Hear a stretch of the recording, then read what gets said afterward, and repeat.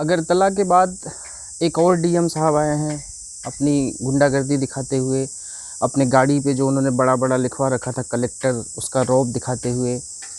सूरजपुर छत्तीसगढ़ के डीएम। नमस्कार, न्यायशाला में आज मैं बात करूंगा इन्हीं डीएम साहब के बारे में। साहब, मैं हमेशा यही कहता हूं, साहब लगाना बहुत ज़रूरी होता है क्योंकि इनका ईगो हर्ट हो जाता है अगर हम साहब नहीं लगाएं तो। ये जो डीएम हैं, या कहीं कहीं पे इनको डिस्ट्रिक्ट कलेक्टर बोला जाता है, कहीं डिस्ट्रिक्ट मजिस्ट्रेट बोला जाता है, कहीं डिप्टी कमिश्नर बोला जाता है। इनके पास इतनी अथाह पावर आती कहाँ से है? आखिर इनको ऐसा क्या प्रॉम्प्ट करता है कि वो किसी को भी थप्पड़ मार देते हैं, किसी को भी बदतमीज़ी से बोलने लगते हैं? कौन सी गर्मी, कौन सा इतना पावर इनको होता है जो ये किसी को कुछ नहीं समझते हैं? मैं आज बात करूँगा कि आखिर ये डीएम शब्द की या डीएम पद की उत्पत्ति हुई कहाँ से। 1772 में वॉरेन हेस्टिंग्स, आपको पता है तब ब्रिटिश राज था हमारे हिंदुस्तान में। 1772 में वॉरेन हेस्टिंग्स ने सबसे पहले ये डीएम शब्द इंट्रोड्यूस किया। डीएम की जो नियमावली थी वो इंट्रोड्यूस करी। सबसे पहले उन्होंने जुडिशियल पावर के लिए इंट्रोड्यूस किया था कि जो डिस्ट्रिक्ट लेवल पे जो जुडिशियल चीज़ें होंगी वो डिस्ट्रिक्ट मजिस्ट्रेट देखेंगे। उसके बाद धीरे धीरे करते इनके पास जो एग्जीक्यूटिव मजिस्ट्रेट वाली पावर वो भी दे दी गई, जुडिशियल पावर भी दे दी गई। लेकिन इनका सबसे बड़ा काम जो होता था वो होता था रेवेन्यू कलेक्ट करना। इसीलिए इनको कहा जाता था डिस्ट्रिक्ट कलेक्टर। मतलब जो भी रेवेन्यू होता था उस ज़िले का, जो लगान लगाती थी ब्रिटिश गवर्नमेंट, और भी अन्य तरीके की जो अगर प्रॉपर्टी को हम ट्रांसफ़र कर रहे हैं, इस तरीके की जो भी रेवेन्यू था वो सारा कलेक्ट करके ब्रिटिश सरकार को देना इनका मेन काम होता था। इसीलिए इनको कलेक्टर बोला जाता था और इसीलिए इनको बहुत ज़्यादा पावर दी गई थी, क्योंकि सबसे बड़ा जो होता है किसी भी शासन को चलाने के लिए, वो सबसे अहम रखता है आपका जो अर्थ, आपका जो धन। तो वो धन कलेक्ट करके देता था। इसलिए तब के ज़माने में भी तब के एसपी जो होता था या जो अधिकारी होते थे, सारे इसको रिपोर्ट करते थे। उसके बाद जब देश आज़ाद हुआ 1952 में, तो इन लोगों को एक एडिशनल जिम्मेदारी तब के प्रधानमंत्री जवाहरलाल नेहरू द्वारा दी गई कि आपको जो वेलफेयर स्कीम्स चलती हैं गवर्नमेंट की, उसको भी आपको अपने ज़िले में लागू करवाने का काम होगा।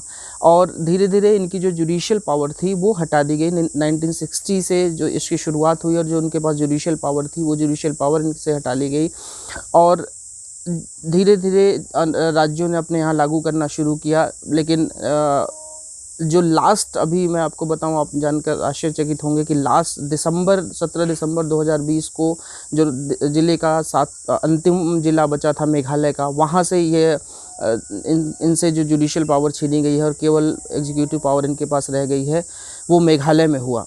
1978 में दिल्ली में हुआ, आंध्र प्रदेश में 2016 में हुआ, 2008 में सिक्किम में हुआ और अब जाके मेघालय में 2020 में अंतिम जो देश में 741 ज़िले हैं, 741 डिस्ट्रिक्ट्स हैं, उन डिस्ट्रिक्ट में सबसे अंतिम ज़िला मेघालय का जो हुआ, उसमें से इनके पास ये जुडिशियल पावर हटा दी गई। लेकिन इसके बावजूद भी इनके पास अथाह पावर होती हैं। वो पावर्स क्या क्या होती हैं? जैसे इनके पास जुडिशियल पावर तो नहीं, जुडिशियल पावर जो इनसे हटा के सीजीएम के पास चली गई, लेकिन उसमें भी एक पावर इनके पास क्या होती है कि अगर कोई भी प्रिवेंटिव चीज़ें हैं, जैसे लॉ एंड ऑर्डर की बात है, कहीं पे इनको लगता है कि पीस भंग हो रहा है, कहीं पे ऐसा दंगा होने की संभावना है, तब इनके पास वो सारी शक्तियाँ होती हैं, जुडिशियल से रिलेटेड भी शक्तियाँ होती हैं और वो उन मामलों को सुनते भी हैं, उस मामले में फैसले भी देते हैं। देश आज़ाद हुआ 1947 में, तो इंडियन सिविल सर्विसेज जो था वो दो भागों में डिवाइड हुआ, इंडिया और पाकिस्तान में। हालांकि दोनों ने ये कंटिन्यू रखा, लेकिन मैं पाकिस्तान की एक सबसे खूबसूरत बात बताऊं, जो परवेज़ मुशर्रफ जब राष्ट्रपति थे, उन्होंने क्या किया कि जो डीएम की पावर थी वो सारी इनको ख़त्म कर दी और उनको जो डिस्ट्रिक्ट मजिस्ट्रेट कहा जाता था केवल डिस्ट्रिक्ट कोऑर्डिनेशन ऑफिसर तक बना दिया। और मुझे भी यही लगता है कि ये जो अंग्रेज़ों ने जो बना रखा था, क्योंकि अंग्रेज़ों की बात समझिए, अंग्रेज़ों ने क्या बना रखा था कि अंग्रेज़ों को शासन करना था, लोगों को सताना था, लोगों पर अपनी शक्तियां थोप के रखनी थी। इसके लिए उन्होंने क्या काम किया कि हर जगह अधिकारी बिठा दिया, जैसे डिस्ट्रिक्ट मजिस्ट्रेट को बिठा दिया, कलेक्टर बिठा दिया।